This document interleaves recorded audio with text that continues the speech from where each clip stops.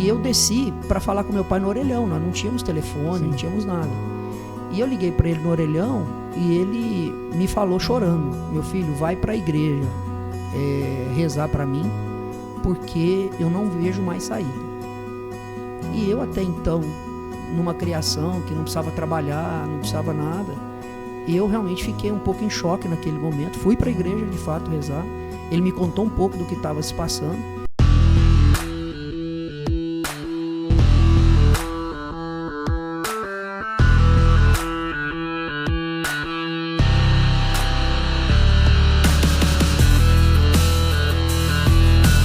Estamos começando mais um Metamorfose. Eu sou o Marcelo, o apresentador que acredita que o ser humano está em plena transformação, nascendo de um novo casulo a cada dia.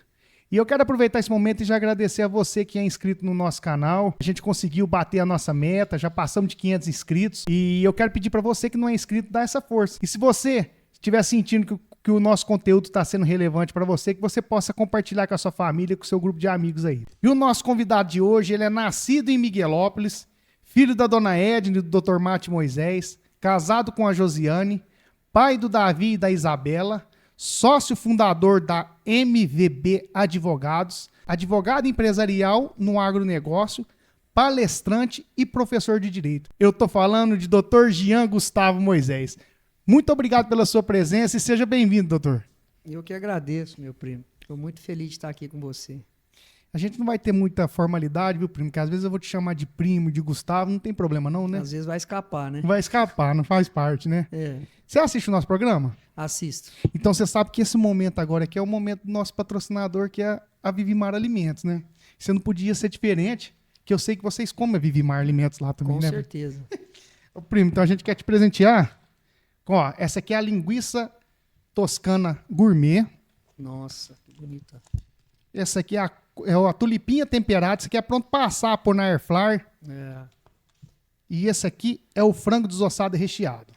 Esse Só pra aqui você tem conhecer. história, né, Marcelo? Tem, você lembra, né? Isso aqui tem história que eu lembro que vocês faziam ele desde o começo, lá na sua casa, com a sua mãe. Minha mãe ajudando. Eu me lembro demais, me lembro muito. Todo começo, né? Todo começo, ninguém chega em algum lugar sem ter um começo, né? E é verdade. Para andar 1000 quilômetros tem que dar o primeiro passo, né, primo? Obrigado. Ó, eu vou guardar aqui. Tá O pessoal às vezes fala assim: ô Marcelo, você dá o kit, depois você põe na caixinha e pega de volta, mas eu dou pro convidado, né, primo? Você vai claro, levar. Claro. Obrigado. Ô, primo, é um prazer estar aqui conversando com você, que o que eu tô gostando desse programa é essa oportunidade que ele tá me dando de muitas vezes juntar pessoas aqui que a gente convive de tempos em tempos, mas a gente não tem essa oportunidade de sentar pra gente conversar. E isso aqui é muito bom, porque traz um crescimento pessoal pra gente. A gente tem muita coisa para aprender sempre com o outro, né? Com certeza. E você aqui, eu vi que você é advogado da área de empresarial no agronegócio. É. Você entrou nesse ramo por escolha ou foi... Já me fizeram essa pergunta. Sério? Esses dias eu fui fazer uma palestra lá na ETEC, em Tuverava, e me fizeram a pergunta se eu escolhi realmente essa área, né? Porque o pessoal vê que o escritório cresceu, graças a Deus, mas se isso já era uma vocação minha. E eu preciso te confessar, né? Eu, na verdade, quando eu era criança, eu não tinha tanta ligação com o agro pelo meu problema de sol, né? Eu, meus irmãos, né? O Joed já veio aqui, você sabe. A gente não podia ir no sol, então a gente não tinha muita... Apesar dos nossos pais terem fazendas, eu não ia muito nas fazendas. Ficava só no sítio ou em casa, né? E na verdade, o que me levou a trabalhar no agro foi a história que eu tive com os nossos pais, né? Com o meu começo. O meu começo me trouxe até aqui para ser um advogado empresarial no agro. Eu fui jogado numa circunstância, né? Meu pai sempre me falou: meu filho, o homem é ele, a circunstância. Eu fui jogado numa circunstância e a partir daí eu fui me especializando, fui estudando, tendo que estudar para poder solucionar os problemas. E aí eu vislumbrei oportunidades e construí a carreira a partir de então. Aí eu sim me apaixonei pelo agro e hoje eu vejo o quanto eu consigo agregar valor para os clientes e para a atividade econômica do agro que eu consigo abranger no meu trabalho, né, no dia a dia, com os produtores rurais e empresas do agronegócio em geral. A MVB é Moisés Volpi e Del Bianco. é MVD, né? MVB. É MVB. Del Bianco. Ah, sim, Del então MVB. Bianco. É que, na verdade, agora a gente hoje continua sendo MVB e foi adicionado um outro sócio. Nós somos 4 sócios-diretores hoje. É Moisés Volpe, Vicari, que é outro V, e Del Bianco. E vocês atuam em Tuverava? Tem escritório fora também? Tem. Nós temos escritório em Tuverava, temos escritório em Franca e escritório em Ribeirão Preto. E, na verdade, nós não começamos em nenhum desses 3 lugares, né? Nós iniciamos em Miguelópolis. Então, o começo, e como a gente estava falando aqui, que tudo tem o seu começo, né? Assim como eu me lembro bem de você criando, fazendo uma granja de pintinhos com 10 anos de idade, e aquilo me admirava muito, de ver você querendo trabalhar já desde aquela época. Depois construíram a Vivimar e eu também tive o meu começo, né? Na verdade, quando eu estava fazendo faculdade, eu até então, a minha criação, quando criança, foi uma criação de quem tinha muito recurso material, né? Nossa casa tinha vários empregados, tinha vários carros, eu tinha motorista particular, com carro à disposição, muito também pelos problemas de saúde que a gente tinha, que não podia sair na rua. Então, eu tive uma criação de criança, na verdade, com muito recurso. Porém, o que o algodão nos trouxe, né, na nossa família, em algum momento também a gente teve escassez. E quando eu estava fazendo faculdade, eu fui percebendo que a empresa algodoeira dos nossos pais, ela estava passando por um problema difícil, só que eu não entendia muito bem o que era. Foi quando você estava na faculdade que você sentiu isso? Foi quando eu estava, na verdade, no primeiro ano de Direito. Primeiro ano. Só que até então, como dos pais, né, queriam proteger a família, meu pai nunca levou esse problema para casa. Uhum. Só que em 98 aconteceu um fato que, na verdade, eu até te falei aqui em off, que a gente morava junto, em Franca, inclusive, mas esse fato eu não tinha te contado, e ele aconteceu lá. Lá a gente morava em cima do supermercado Graneiro, em Franca, e eu desci para falar com meu pai no orelhão. Nós não tínhamos telefone, Sim. não tínhamos nada. E eu liguei para ele no orelhão e ele me falou chorando: meu filho, vai para a igreja rezar para mim, porque eu não vejo mais saída. E eu até então, numa criação que não precisava trabalhar, não precisava nada, eu realmente fiquei um pouco em choque naquele momento. Fui para a igreja, de fato, rezar. Ele me contou um pouco do que estava se passando, que, na verdade, estavam vencendo várias dívidas sem eles terem condição de pagar. E, a partir daquele dia, foi o gatilho da minha vida. Eu deixei de ser um jovem adolescente, eu tinha lá os meus 18 anos nessa época, para me forçar, me transformar em um homem com responsabilidades, porque eu já não dormia mais direito, eu já ficava preocupado se realmente eu teria, a partir dali, sustento. Então, eu queria estudar mais, eu comecei a procurar um estágio para fazer, porque eu sabia que eu ia ter que ter uma profissão sem precisar do meu pai, né? Porque meu pai não ia ter condição de me ajudar. E depois eu fui tendo também aquela obrigação de filho de ajudar o pai. E a partir dali, foi o grande gatilho da minha vida. Nós já não conseguimos mais nem ter uma casa juntos, né? Você lembra? Eu fui para uma república de 9 amigos, em que eu tinha que comer ali o meu jantar, era o mexido do almoço, porque eu não tinha tanto dinheiro para ajudar todo mundo a comprar comida. Enfim, eu comecei a ter dificuldade de pagar aluguel. Mas mesmo assim eu decidi, naquele momento, eu vou precisar ter uma profissão e ser um advogado. Eu já sabia que eu não queria concurso, já sabia que eu não queria ser funcionário público, eu queria ser um empreendedor de alguma forma, e encontrei que seria a advocacia junto com o magistério. Eu queria ser professor, sempre gostei.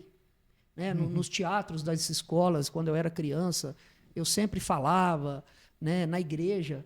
Eu também sempre gostava de fazer pregações, gostava de falar em público, sempre gostei. Isso eu sempre tive facilidade. E eu encontrei no magistério esse propósito de eu continuar exercendo esse talento, né? E aí, a partir daí, comecei a estudar muito, Marcelo. Eu já não sabia mais o que era final de semana. Aí a gente já não morava mais juntos, né? Mas aí eu aprendi muito da disciplina que eu não tinha, sabe? Eu tinha disciplina. Eu fui criado sem disciplina. Meu pai e minha mãe nunca exigiram mais nada da gente, porque com o nosso problema de pele, os médicos falavam que os filhos não passariam dos 15 anos de idade. Então nós fomos criados para morrer. Nós não fomos criados para viver. Seu pai contou isso aqui para nós.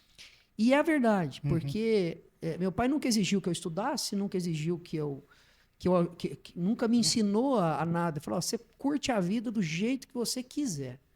Né? Então, eu com 12 anos de idade, eu não tinha hora para voltar para casa. Ficava na rua até 3 horas da manhã, 4 horas da manhã. Os meus amigos foram da noite, né? E aí por isso que eu gostei tanto de música, me apaixonei por música, como você também, o Neto. Então acabou que o nosso ambiente foi esse. Só que quando eu me vi naquele problema de aquele castelo que meu pai construiu para mim, que não precisava de disciplina, que não precisava de nada, ele ruiu naquele momento. Isso aí foi acontecendo aos poucos ou naquele momento? Agora eu fiquei intrigado com o momento que seu pai ligou para você. Naquele momento ali que você desligou o telefone, porque um pai chorar, aí você vê a situação da fraqueza e não quer passar isso para um filho nunca. Naquele momento ali, foi construindo na nossa cabeça aos poucos, ou ali você já teve um impacto que você falou assim, não, agora eu tenho que mudar? Eu acho que eu já vim construindo, porque eu via que a minha casa estava mudando. Então você já via isso? Eu já via isso, mas bem tranquilo, assim, bem de leve. Mas naquele dia foi o gatilho. Foi o gatilho que... Aí eu tomei uma atitude na minha vida. Eu podia estar internalizando aquilo há 2 anos atrás, vendo que existia uma dificuldade financeira dentro da minha casa. Mas o gatilho de te falar assim, agora é com você, foi aquela hora. Eu fui para a igreja, eu fui orar, mas no outro dia eu saí para pedir estágio. E eu fiquei 6 meses insistindo para fazer estágio. Enquanto eu não consegui, eu não sosseguei, consegui esse estágio. E a partir daí, eu decidi ser outra pessoa. Aquele Jean Gustavo, né, que todo mundo já conhecia aqui em Miguelópolis, que era realmente uma pessoa que tinha um motorista, que era mais mimado, que tinha... Aquilo foi se transformando numa pessoa que tinha que socorrer a família. Então quer dizer que teve uma decisão, não foi inconsciente, não. Não. Você decidiu mesmo. Foi. Você falou, E foi uma decisão baseada em sobrevivência também. Mas consciente. Consciente. Eu achava que tudo aquilo ia ruir. E de fato ia mesmo, porque eu via meu pai não ter dinheiro para pagar energia. Eu vi isso. Isso eu vivi, né? Eu vi cheque de R$70 voltar no supermercado. Eu já resgatei esse tipo de coisa. Então, assim, eu vi busca e apreensão de carro por falta de pagamento. Assim, para quem tinha a vida que nós tínhamos, viver esse fundo do poço foi muito forte. Então, eu via que aquilo ali era comigo. Ô, Gustavo, e sua mãe nessa época? Como que era? Minha mãe é a pessoa mais admirável que eu conheci na minha vida. A minha mãe, ela se mostrou uma fortaleza muito grande. Quem pedia dinheiro para a agiota na rua era minha mãe. Meu pai nunca pediu. Quem ia trocar cheque com a família para ajudar a pagar as despesas de casa era minha mãe. Minha mãe nunca deixou faltar um jantar na nossa casa, a peteca nunca caiu com a minha mãe. E a minha mãe foi essa pessoa no momento da dificuldade do dinheiro, e a minha mãe foi uma gigante no momento da doença dos filhos também. Minha mãe ficou levando os filhos no médico mais de anos sem meu pai ficar sabendo que nós tínhamos um problema. Ah, é? Não sabia, não. Quem contou o problema para o meu pai foi o nosso tio Moisés, o irmão dele. Porque ela tinha medo do meu pai fazer uma besteira de saber que os filhos iriam morrer. Porque essa era a palavra dos médicos. Olha, o médico chegou para o meu pai e falou, olha, você convém se adotar alguns meninos, porque quando os seus morrerem, você já pegou amor em outros. E aí, a minha mãe sabia disso, olha o tanto que ela é forte. E ela não contava para o meu pai, e protegia ele, e ela ia nos médicos. Então, quando ele descobriu, aí ele começou a ir junto com ela, enfim. E quem sofreu muito foi o meu irmão, né? O Joed, que foi o grande cobaia, infelizmente, porque Foi de linha de ele tinha frente, né? 8 anos. Tinha, é. Então, você imagina, uma criança toma muito sol na infância, né? Então, a infância dele, ele tomou muito sol. Quando descobriu a doença, eu tinha 6 meses. Não, então você nem tomou sol, Não, né? quando eu descobri, assim, me entendi por gente, a minha casa era toda coberta, Marcelo. A piscina era coberta, tinha um lugar que a gente brincava de bola, tudo coberto. Aí eu não tinha sol, assim, aí eu não, e também eu não sentia muita falta, porque a minha mãe levava meus amigos todos para minha casa virou um clube, porque eu não podia nadar na piscina do clube. Então a piscina da minha casa virou um clube. Tinha que brincar ali. E tinha comida, e ela fazia. Minha mãe é uma pessoa mais admirável que eu conheço. Aí quando que você foi atravessando isso aí tudo? Depois que você sentiu um pouco mais de segurança na vida, que deu para perceber que você ficou meio buscando em algum lugar. Eu fui buscar no estágio, né? Você estava querendo buscar algum lugar para você agarrar. Quando que você sentiu? Você falou assim, não, agora eu tive a firmeza aqui e vou seguir por aqui. Demorou, primo. Demorou. Eu passei uns 5 anos da minha vida muito difíceis. Eu já estava advogando? Sim, porque em 98, eu fiz cada coisa assim para sobreviver. Eu fui professor de bateria da torcida da Unesp, torcida de jogos universitários. Eu ganhava ingresso de festa por ser o professor de bateria. Eu ganhava ingresso de festa e vendia, não ia no show. Um show que eu vendi foi do Djavan. Eu adorava o Djavan, sempre gostei. Já fui nos 3 ou 4 shows dele, né, depois disso. Mas lá em 99, quando eu tinha a oportunidade de ver o ao vivo dele, que até hoje é o mais famoso, eu vendi o ingresso porque eu tinha que pagar aluguel da República. Eu passei uns momentos assim, sem poder ir no sol. Eu tinha que andar a pé. Eu andei os 5 anos de faculdade a pé, sem ter carro, levando o caderno no rosto para não tomar sol, porque meu pai não tinha dinheiro para me dar carro, nem me possibilitar isso. Foram 5 anos ali. Porque aí, 99, 2000, eu me formo, com muita dificuldade, e eu tive uma história linda com o Bebeto, né, que é um grande amigo meu, e foi candidato a prefeito em Miguel Lopes, né, por várias vezes.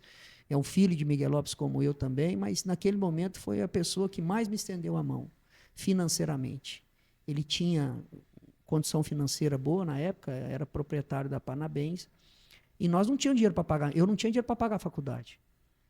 Ele pagou minha faculdade no 4º ano, depois eu fiquei sem pagar de novo no 5º, ele foi e pagou no 5º. E depois meu pai fazia a safra lá e pagava ele. E quando eu fui montar meu escritório, eu perguntei para ele, eu queria um orçamento, para que ele pudesse me ajudar a montar o escritório, porque na época ele tinha loja de eletrodomésticos, eletroeletrônicos. Eu queria um computador, um frigobar, para ter minha sala da advocacia. Porque eu montei o escritório, não tinha ninguém, Marcelo, era só eu, não tinha secretário. Tinha um vidro, assim que a pessoa via se eu estava lá. E aí eu perguntei para ele, eu queria um orçamento disso aqui, você pode me passar? Ele morava em Ribeirão, falou, não, segunda-feira eu volto para Ribeirão e te mando o orçamento. Na terça-feira, chegou o caminhão dele, sem orçamento, sem nada. Nossa. Chegou, desceu frigobar, desceu computador, desceu ar-condicionado, tudo que uma sala precisa para montar para um advogado. Que legal, não sabia dessa. Na terça-feira, a Márcia desceu, que é a irmã dele, né? Pessoa que eu amo muito também, e desceu e trouxe as coisas, falou, olha, isso aqui é para você começar a sua vida. Eu falei, pô, mas eu precisava de um orçamento, irmão. Não precisava, né? Ele falou assim, eu sei que você não pode comprar agora, não pode pagar. Aí eu falei, mas não precisava disso. Ele falou assim, se eu não investir no você, eu vou investir em quem? Né? Que legal. Brincou assim. E aí eu comecei meu escritório assim, com produtos da Parabéns, de uma gentileza que ele fez. Aí daí 1 ano eu paguei ele Ele me entregou sem documento, sem nada, e eu paguei ele também, eu nem sabia. Falei, quanto que é aquilo ali? Ele falou, paga tanto, tá bom. Eu fui lá, mandei. Mas a partir de lá a gente teve uma história linda, assim, que dá um podcast, assim, para contar o que um fez pelo outro, e é uma pessoa que sempre vai morar no meu coração. Aí você ficou aqui em Miguelópolis quanto tempo? 10 anos. 10 anos? É muito, né? Assim, É muito, não parece assim, parece. mas é porque o tempo tá passando e a gente não tá percebendo. Não parece. Deixa eu te falar, e nesse período dos 10 anos, quando que um dos seus sócios entrou na sua vida? O Clóvis em 2004. Não, mas aí que período que tava de ano? Eu tinha 4 anos de advocacia. Você já tinha 4 anos aqui de escritório? Já. 3 anos no escritório aqui. Eu montei sozinho, né? E depois eu vim aqui para essa... Você atendia ali na... É Jacinto, né? Jacinto Felizardo Barbosa, aqui perto da casa dos meus pais mesmo. Né? Não, mas antes. Antes é lá na Sérgio de Freitas Barbosa. Acho que eu tô lembrado. E quando que deu a decisão de falar, não, agora tá na hora de eu colocar esse escritório lá em Ituverava e por quais motivos que te levaram para lá? O que me fez voltar para Miguelópolis foi meu pai, nossos pais, Algodoeira Rio Grande. Eu cheguei aqui, cheguei a ter até ofertas para trabalhar em São Paulo, em escritórios maiores lá. E meu pai falou, meu filho, o que adianta você ir para São Paulo e me deixar sozinho aqui? Você começou a tomar conta dos negócios também, né? Aí eu voltei e assumi os processos da Algodoeira. Na época, Marcelo, era 25 milhões de dólares de dívida, com 44 processos. E eu não tinha nem secretária para ajudar, nem estagiário, nem nada. Eu assumi todos eles. E aí eu não tinha mais dia, noite, final de semana, porque eu tive que aprender na marra.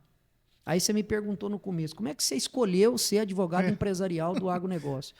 Eu escolhi ser advogado empresarial no agronegócio porque eu tive que ajudar os nossos pais que tinham uma agroindústria e que atuava com produtores rurais e que tinha dívidas rurais. É isso.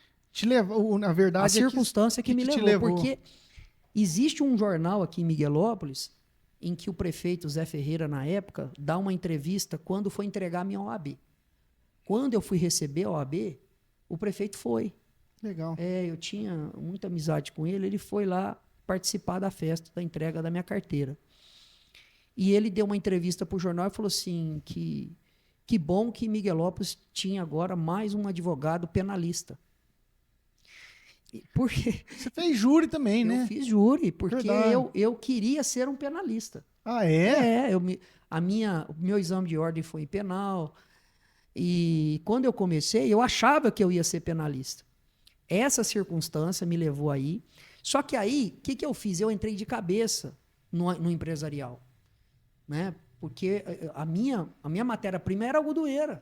Eu tinha tudo para aprender, advocacia empresarial. E outra, você pegou uma bomba que aquele ali deve ter te dado uma base, assim, né? Não, e também uma base de conhecimento, que você falou, agora eu não posso desperdiçar isso inconscientemente, né? Além da base de conhecimento, o relacionamento. Isso também. Porque o que acontece?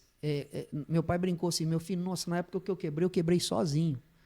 O povo, as crises no agro vieram depois, mas daquele ano aqui, pouca gente teve. Então, quando o pessoal foi tendo crise de dívida, produtores rurais, eles falaram assim, nossa, mas o mate estava afundado e conseguiu reerguer o filho. O que foi? Não, o filho dele que fez. Aí ficou essa coisa do mate. E isso não foi, Marcelo, só em Miguelópolis. Isso foi em Guaíra, foi em Ituverava, foi em Barretos. Pessoas que tinham relacionamento do algodão, que tiveram crises depois, nós tivemos outras crises do algodão, em 2004 tivemos uma crise grande, depois em 2006 tivemos uma crise de 2004 a 2006 da soja, tivemos crise da cana, e aí eu comecei a ser encarado pelas pessoas como um advogado de produtor rural, que sabia defender o produtor de dívidas rurais, de crises rurais. Defender e negociar também, né? E exatamente, porque aí que vem a negociação na minha vida. Porque quando eu assumi os processos do meu pai, os processos já estavam do meio para frente. Então, eu só suportar tempo, porque antes o advogado antigamente achava, não, eu ganho tempo para você, vai trabalhar que eu O processo demora 10 anos. E eu não tive esse tempo, porque quando eu me formei, os processos nossos já te faziam 4, 5 anos que estavam andando. Então não Porque tinha o nosso, tempo, né? porque a Algodoeira, ela foi quebrar em 96 e eu me formei em 2000, Uhum. entendeu? O auge dos problemas foram em 98, que foi quando meu pai chorou, que me ligou e tal. Mas a hora que eu abri o escritório, os processos já estavam, tinha avaliação de bens já. Então eu tive que remar contra a maré. Eu não podia usar mais o tempo a meu favor. Foi onde eu aprendi 2 coisas que isso me deu um gás muito grande para eu usar com todos os outros clientes, que é a estratégia e a negociação. Eu quero chegar para você continuar, que eu acho que eu tenho uma pergunta que eu tenho medo de até de esquecer ela. Geralmente, igual você falou, antigamente tinha a cultura do advogado falar, vai trabalhar e eu vou enrolar o seu processo aqui, né? Então não tinha aquele negócio de falar assim, vamos resolver o problema. Parece que você entra nessa parte hoje também. Exatamente. Você fala assim, vamos te dar um tempo para você trabalhar, mas vamos resolver o problema. Na verdade, o que acontece? E por isso que eu te falo, a gente quando faz o bem, quando você quer fazer o melhor para a vida te devolve, Deus te devolve. Eu acredito nisso. Eu quis fazer esse negócio de solução, porque aí eu comecei a criar a ideia da advocacia de solução. Ah, legal. Eu não sou um litigante. Eu não me coloquei no mercado como um advogado litigante. Porque antigamente o melhor advogado é o que tinha mais processo. Eu coloquei a cultura no escritório o seguinte, olha, quanto menos processo aqui, melhor. Eu quero solução. Legal. Então, o que acontece? Eu aprendi isso porque eu fui jogado num negócio que eu tive que dar solução. Eu só peguei aquilo que eu aprendi e multipliquei. Falei, bom, peraí, se eu conseguir aqui, então aqui consigo. E aí, o que acontece? Quando o cliente chega no meu escritório, se ele está com um problema de endividamento, e geralmente quem deve, não deve um processo só, deve para 8, 10 pessoas ou 10 credores. O que eu faço? Eu monto um desenho da vida da pessoa. Eu construo uma reestruturação tanto operacional quanto financeira para ele, e ele sai do escritório já enxergando como que ele vai pagar a dívida. Com um fardo bem mais leve. Ele tem noção que, pô, isso aqui vai durar 2, 3, 4, 5 anos, ou menos, porque eu já resolvi questões há 6 meses. Mas nós vamos começar por aqui e vamos chegar até aqui, e assim sua vida é essa. Aqui nesse caminho, você vai ter dificuldade? Vai, mas você está enxergando a luz. Então, a minha preocupação era sempre dar a luz para o cliente, para ele ir embora com esperança. Eu precisava dar esperança para a pessoa, porque sem esperança ninguém vive. A pessoa entra em colapso. E ela precisa ter gás para poder ganhar o dinheiro para pagar as contas, né? E aí, essa é a estratégia. Então, eu trabalho muito a estratégia, desenvolvo questões processuais, negociais, questões operacionais da empresa, questões financeiras, de financiamento, todos os lados que eu possa abordar para a pessoa, eu faço. E a partir dali, eu valorizo muito a negociação. Legal. Então, eu faço a estratégia e faço depois, as soluções vão vindo. Eu não espero a solução só do judiciário, eu vou negociando, eu resolvo na mesa e a partir dali, nesses processos, claro, de administração de dívida, porque assim, você estava perguntando do escritório, né? O escritório hoje nosso, ele é muito mais abrangente. A administração de dívida, ela entrou na minha vida nessa história, me fez chegar até aí. Mas a partir daí, quando os outros sócios chegaram, e eu mesmo já estava trabalhando, a gente tornou-se assim um escritório que a gente chama de full service de interior. A gente hoje trabalha em várias áreas do direito para atender famílias, empresas e produtores rurais. Empresas em gerais. Em geral. Empresas assim que eu posso trabalhar em todos os campos, né? Da indústria, comércio, serviços, todos isso. E o agro. E isso, assim, aí tem advogados especializados. Só para você ter uma noção em números, né? Eu ia perguntar. Nós estamos hoje em 65 pessoas. Que legal. Nos 3 escritórios. 42 ou 43 advogados. Nossa, que beleza. Ô, Gustavo, a linha empresarial, os empresários que te procuram, que seja da linha de indústria, que não seja do agro, qual que é a diferença do problema do pessoal da linha da indústria, do comércio e a linha do agro? O agro é mais afetado, você falou de crise. Acontece mesmo crise direta ou também acontece má gestão do lado de cá? Porque o do lado de cá que eu tô falando que é indústria é mais ligado a má gestão, vamos dizer assim. Exatamente. Não é? A crise não parece que não pega tanto igual pega não. Pega também, pega né? também. Você pega a indústria de mineração, por exemplo. Sim, também Aí tudo é setorizado, preço, tudo é né? Você fala, né? Pega também. Mas o agro, vamos falar do agro específico. O agro eu quero entender esse negócio de crise. Tá. A diferença de você gerir a dívida do agro é que o agro ele existe um ciclo anual ou um ciclo semestral que você gera riqueza, né? Que é o ciclo agrobiológico da planta. Então ele colhe lá de 6 em 6 meses, de 3 em 3 meses ou de ano em ano, depende de safra, safrinha ou irrigação. E o produtor rural, ele existe 2 domínios dentro da economia dele que não está no poder dele, que é o tempo e o mercado. Ele produz commodity. Commodity tem preço flutuante no mundo. Então, se der uma seca num lugar, se der uma super safra no outro, afeta o preço dele aqui. Todo mundo põe culpa no Lula, né, do preço da soja, e não tem nada a ver isso. Todo mundo sabe que o problema da soja é mundial. É estoque mundial. Estoque muito, né? Exatamente. Então, e o clima é algo também que não controla. Nós estamos hoje nesse encontro do El Niño com Laninha, que deu muitas áreas de seca, principalmente na nossa região aqui, que tivemos muita perda de grão. Então, a crise vem. A crise econômica, Marcelo, em qualquer ramo, ela é cíclica, ela acontece. Porque a economia ela é cíclica. A economia começa com investimento, depois com desenvolvimento, com resultado, com crise, investimento e assim vai. Existe um ciclo econômico em todas as áreas. No agro, não é diferente. O agro tem, né, essas crises que acontecem e aconteceram. E eu participei só de umas 4 ou 5 delas, crises generalizadas, inclusive, tá? Que aconteceram. E esse ano é uma delas que a gente está vivendo em determinados produtos. No caso, nesse ano é o grão.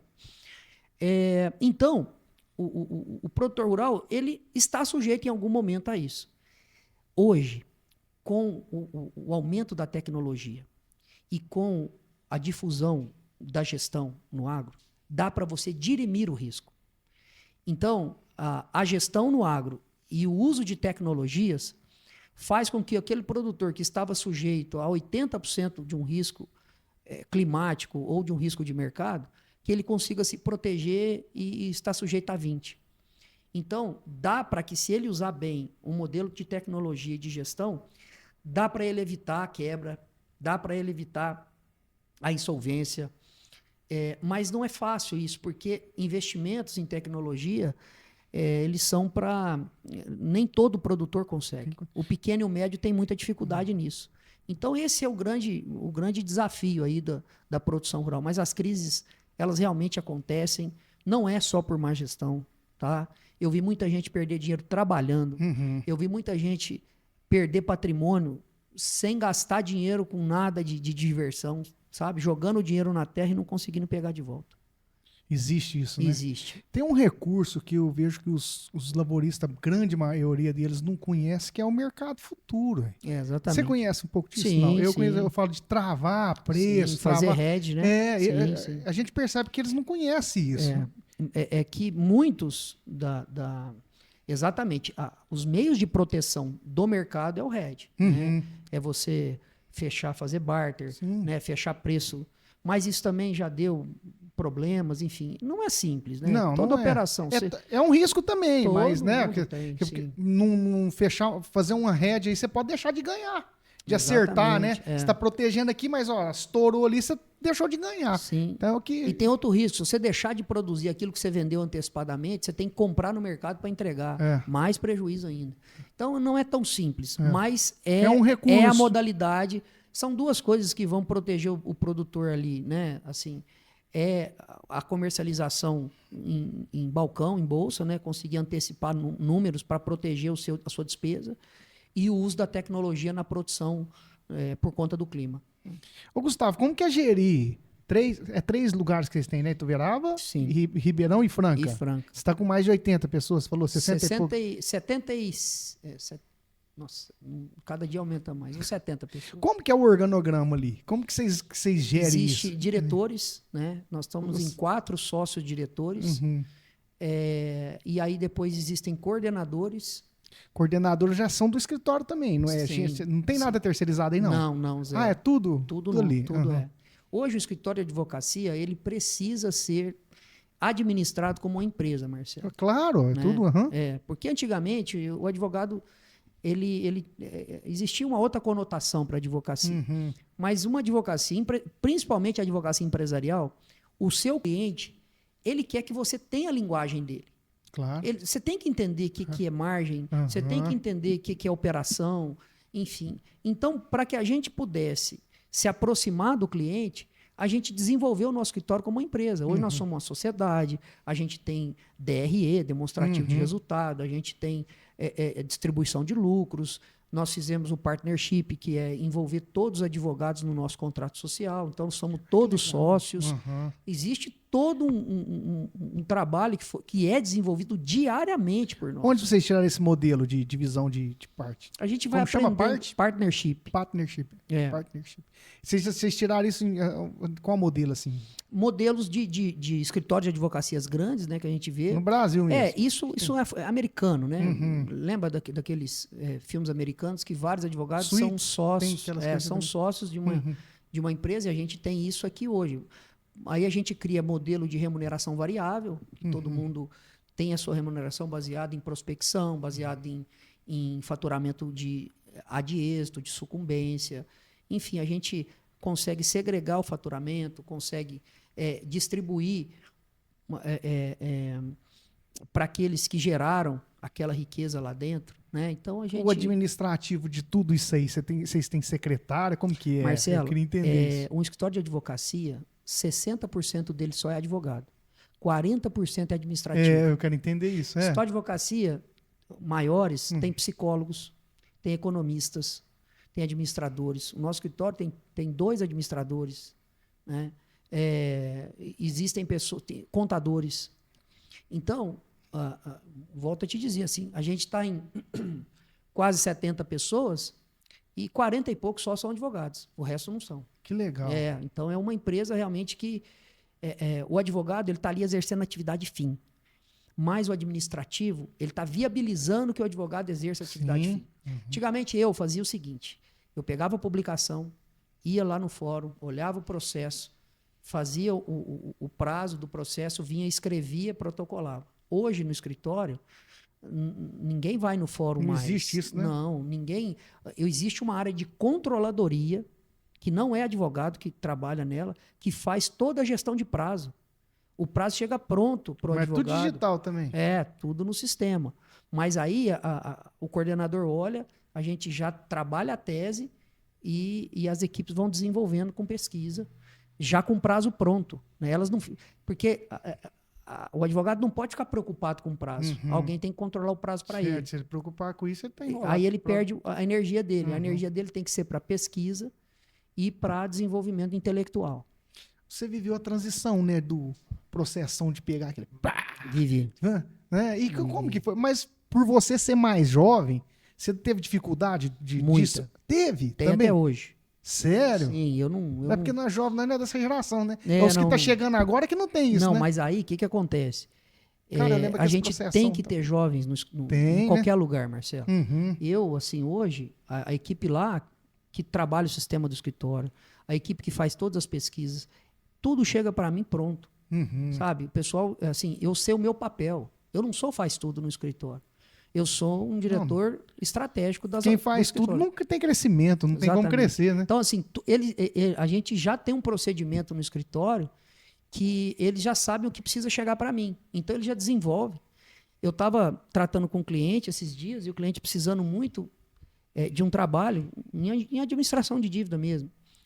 E eu falando com o cliente aqui, eu liguei para um advogado para que ele, no outro dia de manhã, fosse para a fazenda desse cliente, passar o dia todo levantando contratos, levantando informações, para que na segunda-feira, que seria ali, era numa sexta que ele ia, na segunda-feira eu tivesse a planilha pronta de todos os problemas que ele tinha, para que eu pudesse traçar a estratégia do caso. Então foi assim, é desse jeito que acontece, sabe? Tem que ser muito prático, porque quem está endividado não vai esperar você uma semana. Tem que ser rápido. É, Ô, Gustavo, eu quero entender um pouquinho dessa hierarquia aí. Você até me. Como que vocês trabalham lá? Igual você falou, você ligou para esse advogado, dessa linha de. esse é meu coordenador do consultivo. Aí ele coordena pessoas mais O abaixo. escritório de advocacia, Marcelo, ele tem que ter duas áreas. A área de negócio e a área de conflito. Certo. Um advogado, a função dele são três, tá? Advogado, ou ele termina conflito, ou ele viabiliza negócio, ou ele resolve problema, em geral. Então, o nosso escritório, ele já é dividido em duas áreas. Uma área que viabiliza negócio e uma área que resolve conflito. O que é viabiliza negócio? Chama consultivo. Nessa área, eu tenho a área de negociação, Certo. eu tenho a área de contratos, todo tipo de contrato que a gente faz, é uma área estratégica, toda a área de trabalho patrimonial. Então, quem chega nesse departamento já está querendo resolver problemas que não tem problema. É coisa para organizar viabilizar mais. negócio. Isso. Por exemplo, eu tenho clientes meus que querem comprar fazendas. Entendi. Agora então, entendi. ele vai lá na minha área consultiva. Certo. Eu estou lá administrando dívida, eu tenho uma área que organiza o patrimônio da pessoa, está lá no meu consultivo. E o meu contencioso, a minha área de contencioso, é a área que trabalha processo judicial. É a área que vai trabalhar naquilo que acontece dentro do Poder Judiciário, né, que vai trabalhar o conflito. Entendi. Então, eu tenho uma área de negócio e uma área de conflito. Eu sou o diretor das duas áreas no direito privado. Entendi. Nessa área de negócio aqui, a pessoa que quer montar uma hold, é isso Na também, área de entra negócio, nisso. sim, a hold então, vocês têm esse tipo de gente que procura sim, também. Não, eu faço muitas holds, muitas. A gente tem hoje, andando lá, umas 12 sucessões patrimoniais. E tá tendo essa mudança de lei mesmo?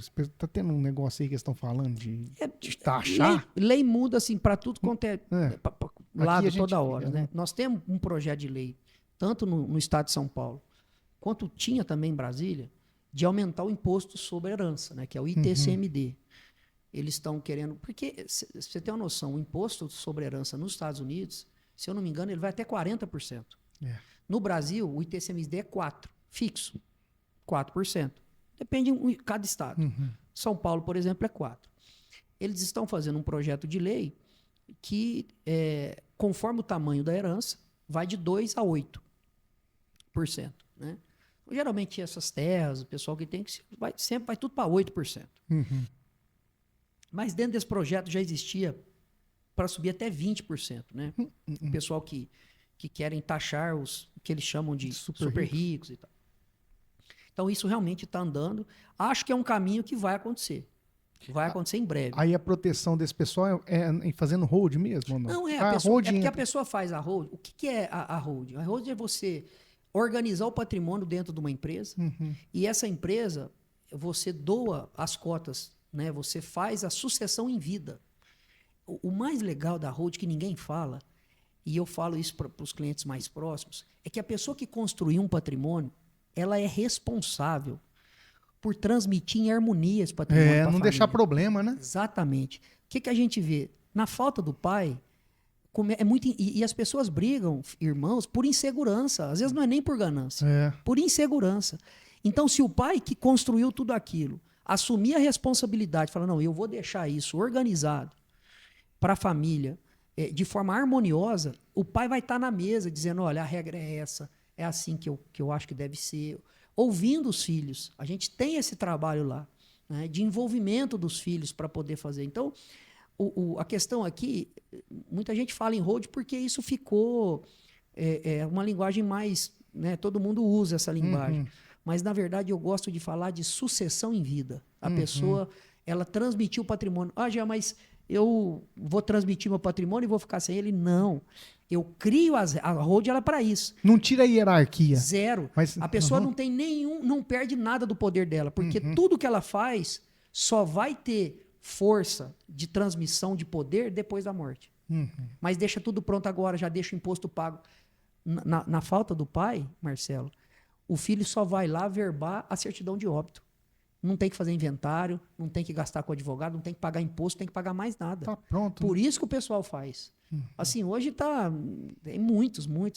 A gente já fez muitos e temos muitos, fazemos muitos aqui ainda, a região toda. Legal. Doutor, vou mudar um pouquinho de assunto. Eu quero te perguntar uma coisa. Quando você falou que você teve muita liberdade aos 12 anos e viveu muito na noite, escutou muita música. Você é um puta de um baterista, né? É. Você toca ainda? Toco. E a música entrou na sua vida como? A música entrou na minha vida quando eu tinha 9 anos. Eu tenho um vídeo, né, do recital da Edilane Eu tenho. com o Salim. Uhum. Eu tinha 9 anos, Marcelo, aquele dia lá. Foi o primeiro dia que eu subi num palco na minha vida. E eu, e aí, assim, a música entra na minha vida com muita força nessa época difícil, Uhum. porque em 98 mesmo, eu fui buscar até aula de bateria. Foi como se fosse uma fuga, tanto sofrimento que eu tinha, eu falei, eu vou investir em música. E foi o maior aprendizado da minha vida. O meu professor, ele era faixa preta de Kung Fu. Que legal. E ele me ensinou a beleza e o poder da disciplina. Eu, que era uma pessoa que tinha zero disciplina, eu comecei, tendo aula de bateria, a aprender a que a disciplina podia fazer comigo. E aí eu aprendi a ter disciplina para leitura, para estudo, para escrita, sabe? Para me preparar para qualquer tipo de evento na minha vida, através da disciplina que eu aprendi na bateria. A bateria, assim, eu falo isso abertamente. Alexandre Reis hoje está no Circo de Soleil. Também é um irmão que eu tenho até hoje, mora no Canadá, e ele me ensinou o que a disciplina poderia fazer na minha vida, né? Então, assim, além de todo beleza que nós vivemos na nossa infância, né? Eu toquei na igreja católica, nós tivemos as nossas bandas, né, de jovens, eu toquei na igreja evangélica, e hoje a minha bateria está em casa, eu toco mais em casa. Mas assim, você toca ainda? Toco, mas a bateria está no meu coração e não vai sair nunca. Nunca vou deixar de ter uma bateria na minha casa. Você acha que a disciplina é capaz de desenvolver? Quem é disciplinado consegue? Marcelo, eu acho que a Você disciplina era aprende. indisciplinado mesmo, Gustavo? Eu sempre fui muito indisciplinado. Mas você conseguiu. Hoje, em nível de 0 a 10, hoje você está em que grau hoje? Porque se você era indisciplinado, eu quero entender isso agora. Marcelo, eu acho que eu era 2 e hoje eu sou 6. Eu não tenho muito, o que eu aumentou precisaria. muito. Não, mas você tenho. tá doido. Então, você vê a diferença do Gustavo antigo. Nossa, Marcelo, mas muito. Me dá um exemplo de disciplina, que, por exemplo, que você fazia antigamente. Com roupa. Eu tenho vergonha. Não... Eu tenho Eu quero entender isso. Mas com roupa você é indisciplinado? Você chega assim, você joga ou não? Não, isso eu nunca fui, Mas porque não eu morei era em antes? república. Não era porque eu morei em república e existia aquela obrigação de eu ter que... Mas o que você fazia antes, quando você era indisciplinado, que você não faz hoje? Eu falo de coisa do dia a dia, eu tô falando. Ó, eu nunca fui pontual, não era pontual, marcava reunião com as pessoas, chegava atrasado e achava que estava tudo normal, podia chegar atrasado. Maurício, você fala, hoje eu sou preocupado com isso. Então, assim, não é dizer que eu sou o cara mais pontual do mundo, não. Eu sou preocupado. Mas te incomoda, me incomoda a impontualidade. Antes, eu começava a ler e falava, cansei de ler, não ia ler. Depois eu forcei, falei, não, eu vou ler, eu preciso ler, eu tenho que fazer. Antes, tudo que eu cansava, eu parava. Agora, depois daquele problema que eu passei de ter que trabalhar à força, porque para sobreviver, aí eu não, eu tenho que ficar aqui, eu tenho que fazer. Eu já chorei em cima de um livro. Acredito. Porque eu não queria, nós não fomos criados para isso, né? A gente gostava de futebol, de cavalo, né? A nossa vida era a mesma, de andar de bicicleta. E tocar depois, né? Quando a gente cresceu um pouco. E nem tocar, Marcelo, que disciplina que nós tínhamos para tocar. Nós poderíamos ter sido muito melhores. A gente sempre era a mesma pessoa tocando, nunca cresceu. E a hora que eu cheguei lá para ter aula de bateria, eu fazia o exercício e chegava para não, tá bom. Eu falava que o exercício estava bom para o professor. Aí ele falou, não, você não entendeu, você não vai passar de fase enquanto você não fizer bem. Não, mas me ensina mais coisa. Ele falou, não, volta para sua casa, faz de novo, você volta aqui. Se você fizer bem, passa, senão você vai ficar onde você está. Que legal. Então, e é uma ideologia dele, né? Porque ele, pra você ter uma noção, Alexandre, Marcelo, ele foi numa numa seleção em que o Cirque du Soleil veio buscar músicos no Brasil. O Cirque du Soleil fez experimento com 100 músicos. Legal. 100. Ele foi o único escolhido. Que legal. Em São Paulo. Por quê? Pela disciplina. Ele toca ao vivo enquanto o malabarista está lá, ou enquanto o trapezista está lá. Ele não pode errar. Uhum. Se ele errar aqui, ele atrapalha a concentração dos artistas do circo. Então, a disciplina, para ele, é fundamental na vida dele. Então, ele transmitiu isso para todos os alunos. Você falou que ele é lutador de Kung Fu. É. As artes marciais trabalham a disciplina também. Disciplina. Né? Muito. Então, isso é uma coisa que eu não tinha... Ninguém me apresentou. Na minha casa não tinha nada disso, né? O meu pai era uma pessoa sempre olhava muito pelo aspecto relacional, e eu também, né? Eu tenho esse lance da negociação, Marcelo, que é algo que também, acho que eu nunca te contei, mas quando eu era mais novo, eu ia lá na sala do meu pai e eu sentava, tinha 10 anos assim, eu ficava vendo meu pai conversar com as pessoas. E eu aprendia muito daquilo lá. Eu já tenho, sabe, já sou muito parecido com ele. E eu aprendia de ver ele conversar com as pessoas, né? E assim, enfim, tem N casos que eu posso contar de coisas que eu via, por exemplo, ele, uma vez, chegou um cliente de algodão e ele ficou conversando meia hora com o cliente e eu esperando ele negociar com o cliente, conversar sobre o negócio. E ele conversou sobre a família, conversou sobre os filhos, sobre tudo, né? E não falava sobre o negócio. E, de repente, ele... em 5 minutos, falou, então como é que vai ser aquilo lá? Não, vamos fazer assim. Então tá bom, beleza. Então pode falar lá, dá certo, beleza. Conversou meia hora com a pessoa sem falar do negócio, em 5 minutos ele resolveu. Legal. E eu aprendi que na negociação, que a primeira coisa, que é o rapport, que é você conquistar a confiança do outro, né? Que é você se identificar com o outro, criar sintonia emocional com o outro, no começo de tudo isso, ele é 70%, 80% da negociação. Quando o outro confia em você, aí o resto vai rápido, né? Jean, o direito ou a justiça? A justiça não é absoluta. A justiça, ela é relativa. O que é justo para mim não é justo para você. Eu defendi uma vez um cara que deu 9 facadas em um outro e matou. Um jovem matou outro jovem com 9 facadas. E eu lá no júri estava defendendo aquele que deu as 9 facadas. Não falei que ele não deu. Eu não falei que ele era inocente. Tá? É importante deixar isso claro, que advogado não é isso. Advogado defende direitos. Ele não isenta o crime. Então, esse dia eu aprendi o que era justiça. Eu olhei para a plateia, as 2 mães estavam assistindo. A mãe do que morreu e a mãe do que estava sentado no banco dos réus. E as 2 estavam chorando. E a hora que acabou o júri, eu ganhei a minha tese. Minha tese era de homicídio privilegiado. O cliente que iria ser condenado a 25 anos foi condenado a 9. E aquela mãe do que morreu saiu muito decepcionada. Ou seja, e essa de cá, ela saiu aliviada, porque o filho dela ia ficar 9 anos. Ou seja, a pergunta é, o que era justo naquele momento para aquelas 2 mães? Era a mesma coisa? As 2 mães tinham a mesma noção de justiça? Então, quando alguém fala na televisão, o que você espera? O repórter pergunta, eu quero justiça. Justiça é um conceito relativo, Marcelo. Sabe? Você entende a justiça a partir da sua ótica. Né? A pessoa que é criada em outro lugar, com uma outra cultura, com uma outra necessidade material, ela tem outra visão do que é a justiça. O direito, ele é uma construção humana. O direito, ele é uma ciência que viabiliza a convivência. Então, o direito, ele está ali para viabilizar o melhor possível do bem-estar. Ele não é perfeito. O direito não é perfeito.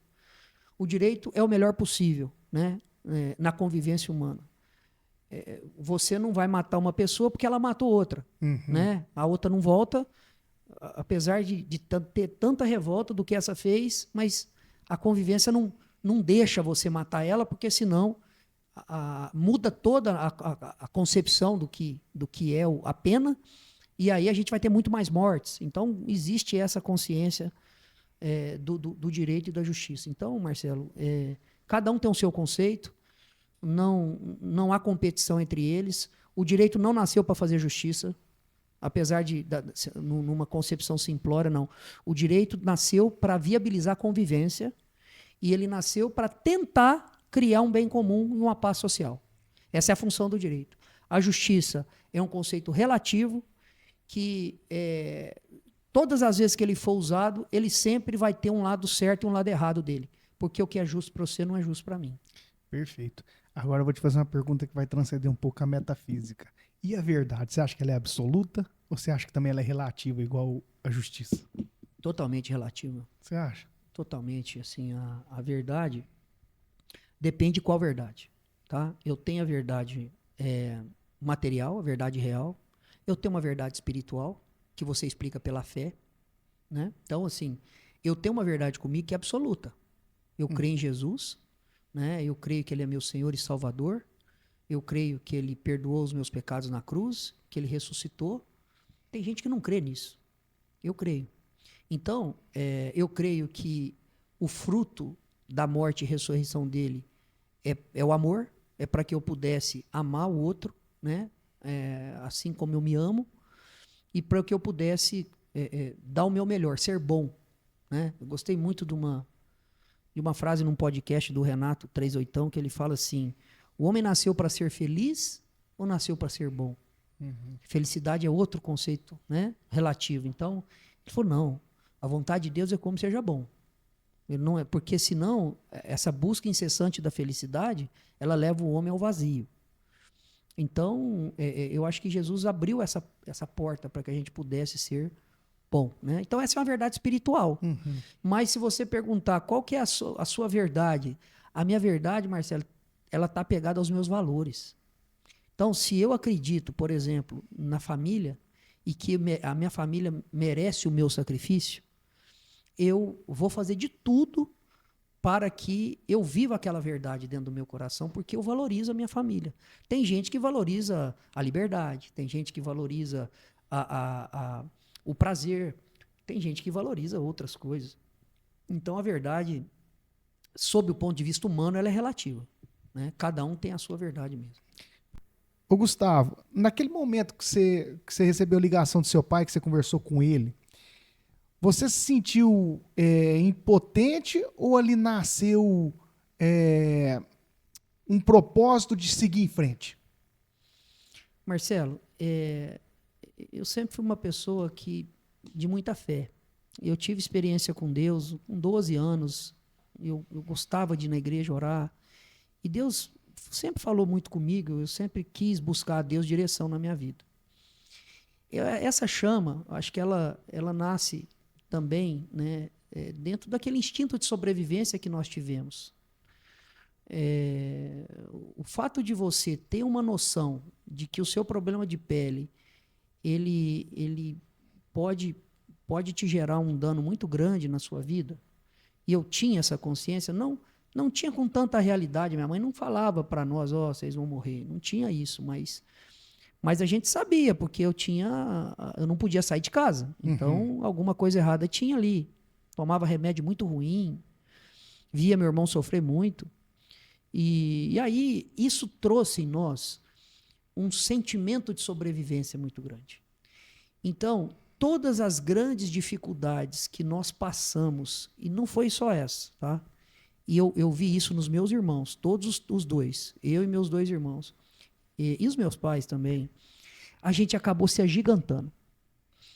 Eu poderia ter uma escolha ali, né? Eu poderia me revoltar contra a vida, que dizer, olha, nossa, você além de ter esse problema de sol ainda, seu pai quebrou, não te ensinou a trabalhar e agora você não sabe nem por onde começar? Uma revolta. Eu poderia cair em depressão, em tristeza, e dizer, olha, não, eu sou impotente, eu sou incapaz, eu não vou conseguir. E eu poderia ser aquilo que meus pais me ensinaram, aquilo que Deus falava no meu coração, que é ser gigante diante do problema. Né? Esse grande impulso de fé, da presença de Deus na minha vida e de exemplo da minha casa.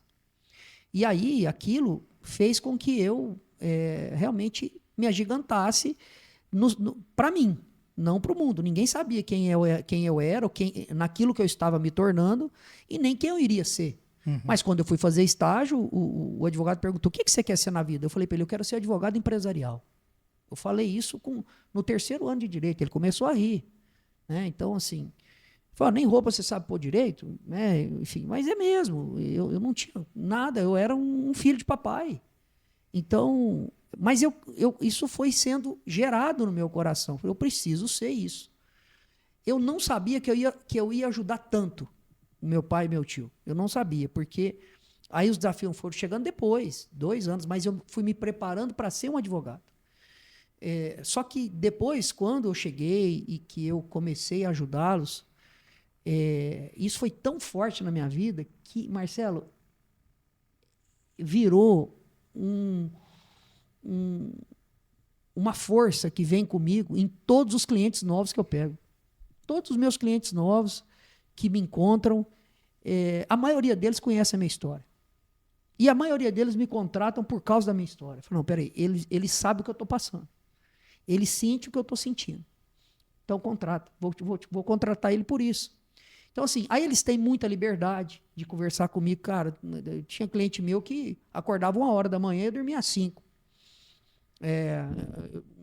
Então, assim, eu tive um cliente que, enfim, entrava em depressão, enfim, não vou contar detalhes, mas situações muito difíceis, que eles tinham liberdade de conversar comigo por eu ter passado a mesma coisa que eles. Um negócio que, acho que eu nunca contei para você, mas quando passou a novela Rei do Gado, o meu pai, na época, vendeu 1.800 cabeças lá na fazenda de Goiás para pagar um agiota. E eu me lembro na sala da minha casa, quando na novela o gado corria no pasto, ele ficava chorando no sofá. Aquilo ia me tocando, aquilo ia e eu queria me agigantando, eu queria fazer, eu queria acontecer. E eu não sei se você sabe, quem me arrastou para dentro da algodoeira foi seu pai, foi o Tito Nico. Eu estava no meu escritório, quietinho, trabalhando, começando, mas meu pai só me passava os casos, os processos. Mas entrar para dentro da algodoeira, para ajudar na gestão, e eu fiz isso durante uns 6 a 7, 8 anos, foi seu pai. Num dia que chegou o caminhão da CPFL para cortar a energia da safra, em plena safra, para cortar a energia da algodoeira. Meu pai já não tinha mais argumento com eles iriam cortar porque não tinha pago a conta. E o Tito Nico falou, Mata, por que você não chama o Gustavo? Liga para ele vem aqui, alguma coisa ele vai fazer. O meu pai sempre me teve como um moleque, né? Sempre tratava a gente como um moleque. Não tinha essa noção. E eu cheguei lá, Marcelo, eu já cheguei, peitei os caras, entrei na frente do caminhão, falei, aqui vocês não passam, tem 200 empregos aqui operando, nós vamos pagar isso até segunda-feira, então você assina um termo de responsabilidade. Não assina, então você vai embora, que nem polícia entra aqui. Eu dei uma louca nesse dia lá, e eles foram embora. Ficaram meio com medo, eu sou advogado e tal, não cortaram. Passou o final de semana, meu pai conseguiu um dinheiro emprestado com o seu Mané Queiroz, na época. Pagou e no mesmo dia depois devolveu o dinheiro para ele, no outro dia que ia receber lá na algodoeira.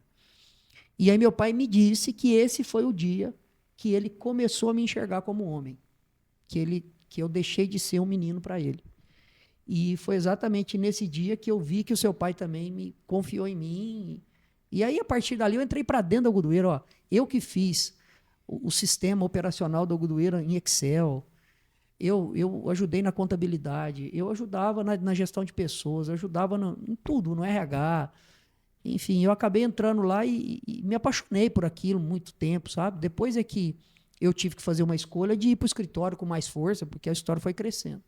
Mas durante um tempo, eu ficava muito lá. E foi os melhores anos assim da minha vida profissional, Marcelo, porque, imagina, eu ficava junto com meu pai, com meu tio, aprendendo, sabe? Aprendendo. Deve ter te dado uma base, né, são Gustavo? 50 e... Sua profissão, eles tinham 50 anos de empresa juntos. A empresa deles só acabou quando meu tio faleceu. Então, aí meu pai decidiu não abrir mais a algodoeira. Foram 54 anos de sociedade, de 2 irmãos, no mesmo endereço, com o mesmo CNPJ. É lindo, né? Uma história linda pra caramba. Como dizia José Rico, feliz é aquele que tem história para contar. Ele tem história, né? É. Ô, Gustavo, o que é sucesso para você? Marcelo, boa pergunta. Eu estava assistindo um documentário e eu vi uma palavra de um historiador, grande historiador brasileiro, Jorge Caldeira, que ele falou assim: riqueza não significa desenvolvimento. Marcelo, aquilo me tocou muito forte, porque eu comecei a pensar em várias coisas. Porque o sucesso, ele também é relativo, concorda? Concordo. Só que muita gente alia o sucesso à riqueza. E a hora que ele falou riqueza não significa desenvolvimento, eu comecei a pensar. E, na verdade, o sucesso, ser bem-sucedido, é a pessoa se desenvolver durante a vida. Aí o sucesso tem conceito. Sim. Porque uma pessoa que não adquire a riqueza, ela é um bem finito. Não é para todo mundo. Nem todo mundo vai conseguir ser super rico, né? Com certeza a gente vai ter essa discrepância econômica. Só que desenvolvimento, cada um pode ter o seu. Vou te dar um exemplo em termos de país. Qual é o país que tem mais água potável do mundo? É o Brasil. Brasil. 13% da água potável do mundo. Que riqueza maior do que essa? É. A água é o maior bem da humanidade, né? Porque ela que dá sobrevivência, que dá vida às coisas. E o Brasil não é um país dos mais desenvolvidos em relação aos outros. Ou seja, quando você começa a pensar em ser civilização, quando você começa a buscar um desenvolvimento da sua consciência, a busca de um conhecimento, de uma maturidade espiritual, a busca de uma visão de cidadania, de você poder conviver melhor com as pessoas. Eu hoje tenho buscado muito a consciência da história brasileira, da história do mundo. Outra coisa, o brasileiro precisa aprender o que é empreender. Você pode empreender com um carrinho de pipoca. E às vezes a gente teve aquela consciência, uns querendo ser funcionários públicos e outros aceitando a escravidão. Porque o Brasil é um país, assim, não sei se você sabe, né? Nos primeiros 300 anos, Marcelo, 85% das pessoas que pisaram no nosso país foi escravo. O Brasil é um país de construção africana, né? Pura mesmo. Depois que ele foi se miscigenando com a vinda dos imigrantes, nós somos descendentes de imigrantes, e a nossa consciência ainda não se desenvolveu, né? A gente, se você olhar a história da Holanda, a história da Inglaterra, né? A própria história de Portugal e Espanha, que teve um outro tipo de consciência dentro da economia e dentro da política. A gente precisa chegar lá.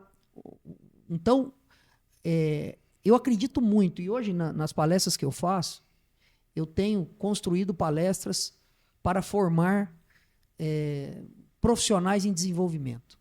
Então, eu tenho palestra de construção de relacionamento, eu tenho palestra do profissional de sucesso na nova economia, eu estou fazendo uma palestra agora sobre inteligência financeira, como lidar com o dinheiro. Legal, isso é bom. Como lidar com o dinheiro. Gente, o dinheiro é uma moeda muito recente. Mercado financeiro, você a ter educação financeira, né? E assim, eu já dei palestras em bancos falando sobre isso. E eu tenho vários insights a respeito disso, né? Que um dia a gente pode até falar só sobre isso aqui, que é um tema muito interessante, que ajuda as pessoas, Marcelo. Ixi. As pessoas precisam disso, porque o que eu mais lido na vida são homens muito trabalhadores, homens de visão, homens que sabem lidar com pessoas, que sabem liderar grande grupo de pessoas. Sabe fazer dinheiro também. Sabe gerar dinheiro, mas não sabe gerir. É. Né? Não consegue lidar com ele, não sabe o que ele representa. Existe uma psicologia aí, né, Gustavo? Exatamente. E existe um emocional também, né? Questão emocional pura. Comportamental. Então, assim, isso não significa você ser argentário. Né? Você conhecer e saber lidar com o dinheiro não significa que você é escravo dele. Pelo contrário, você põe ele no devido valor que ele tem. Sim.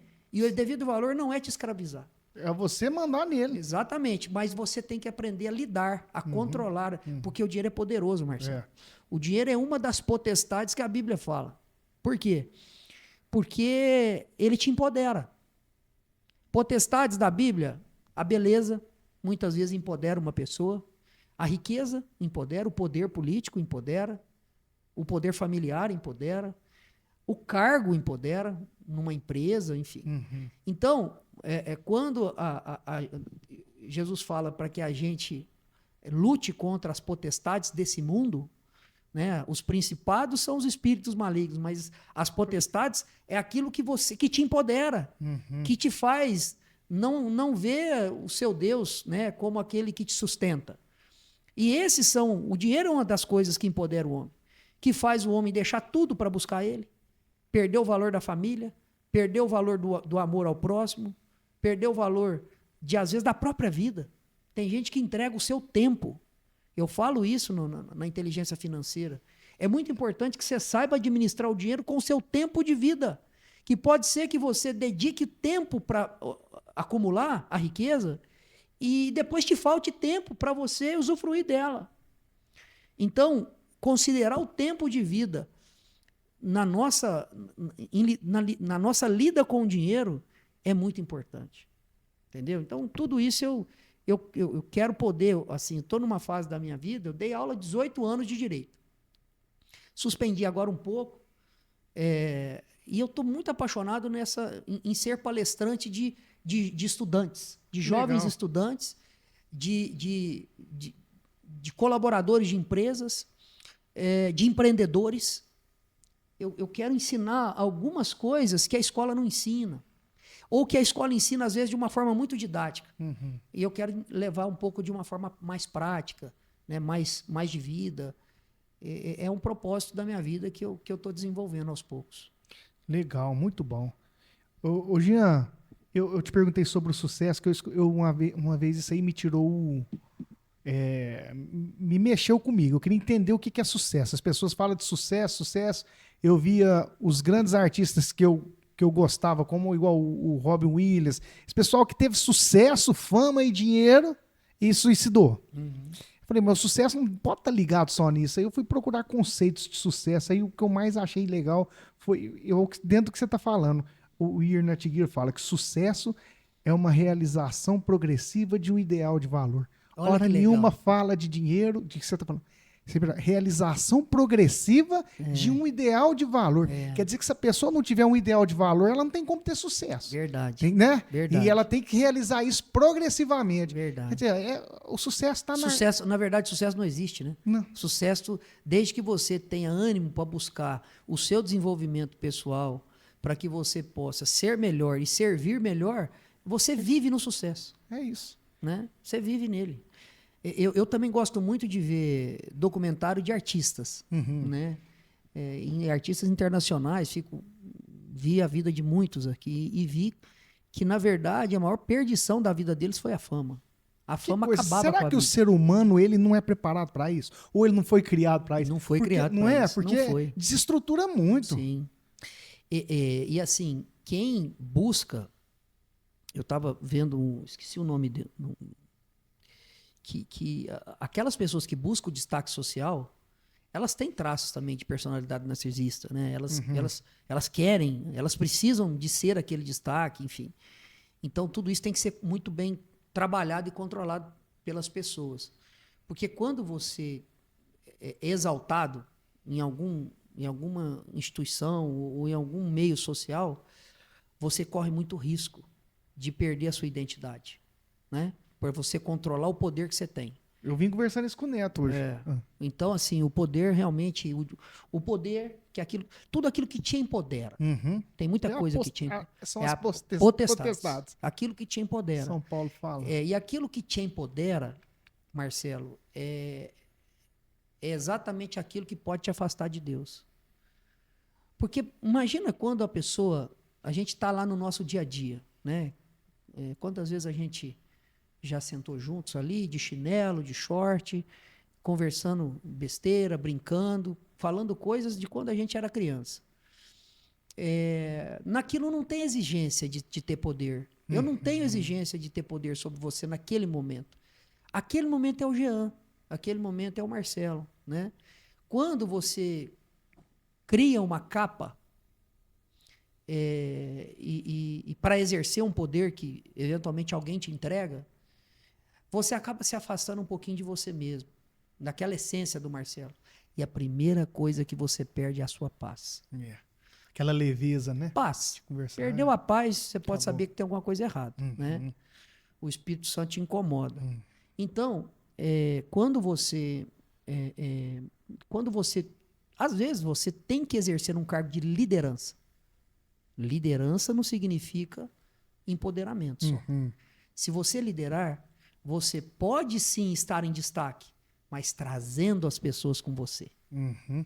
Então, a primeira coisa que lá dentro do escritório hoje, eu tenho lá hoje, tem uma equipe que está comigo lá de mais ou menos umas 15 pessoas, 20 pessoas diretamente comigo, né? Que é na área de direito privado de Ituverava. Fora os outros escritórios que às vezes eu tenho também, participo. Mas eles estão comigo, eles não estão para mim. Uhum. Eles não estão lá para obedecer ordem, eles estão lá para contribuir. E aí, o engajamento deles é outro. Eles acordam para trabalhar para si mesmos. Uhum. Eles não estão trabalhando para mim. É muito importante que as pessoas se sintam assim. Até a sua secretária dentro da sua casa, da sua doméstica, se ela entender que ela está indo lá fazer parte de uma família, que ela vai ajudar aquela família a organizar a sua própria casa, ela tem a função dela e ela não está indo lá pelo dinheiro só. Essa ideia de que, ó, eu te pago, você tem que fazer, o ser humano já abandonou ela faz tempo.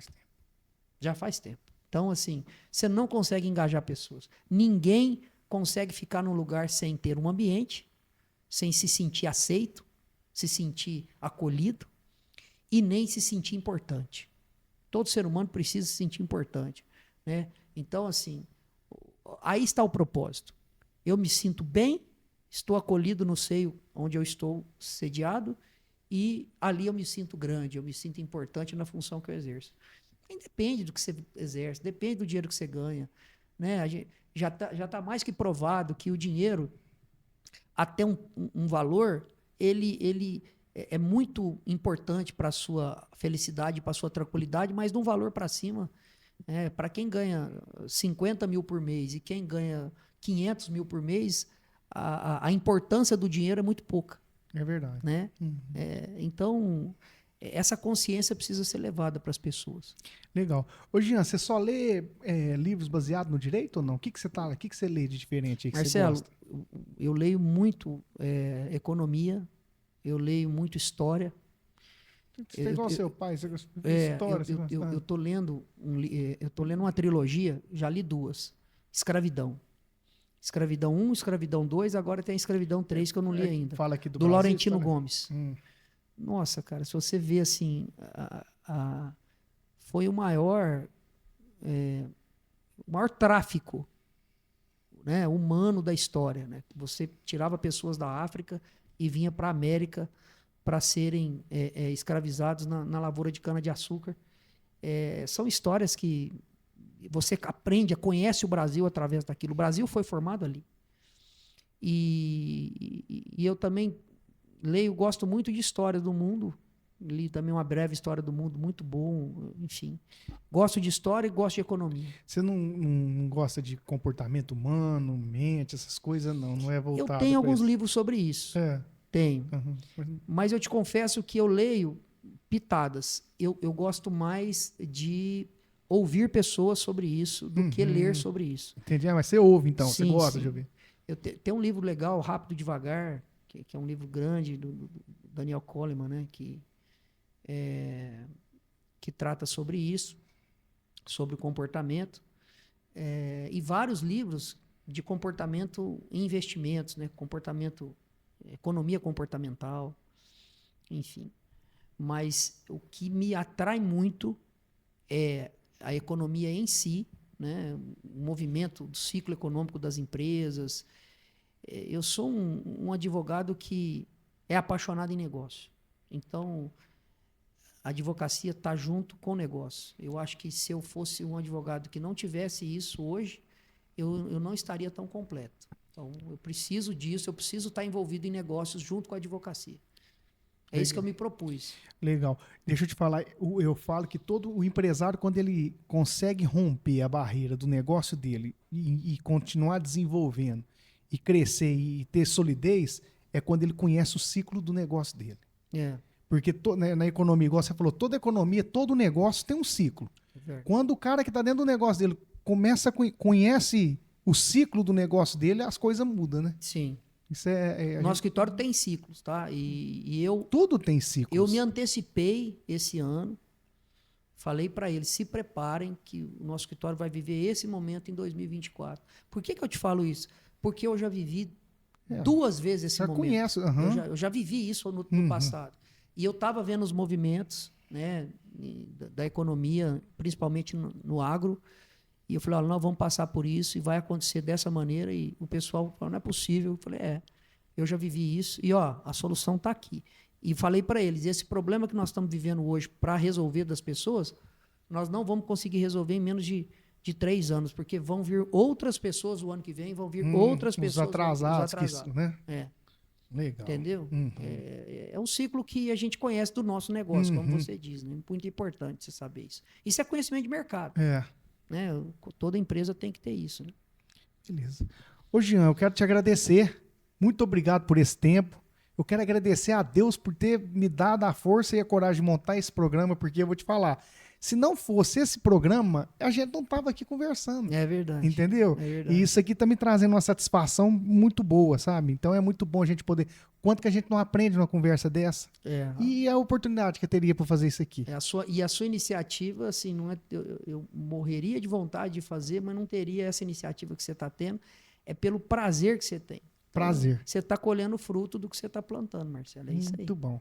Jean, muito obrigado pela sua presença mesmo. Que Deus abençoe você e sua família. Obrigado. Os seus produtos da Vivimar você vai levar aqui. Obrigado. Eu quero pedir para você que ficou até agora aí, que não é inscrito no canal, se inscrever, e quero agradecer a sua paciência. E se você gostou do nosso programa, que eu tenho certeza que sim, compartilhe aí no grupo da família, do pessoal que vocês conhecem, tá bom? Um grande abraço a todos e até mais.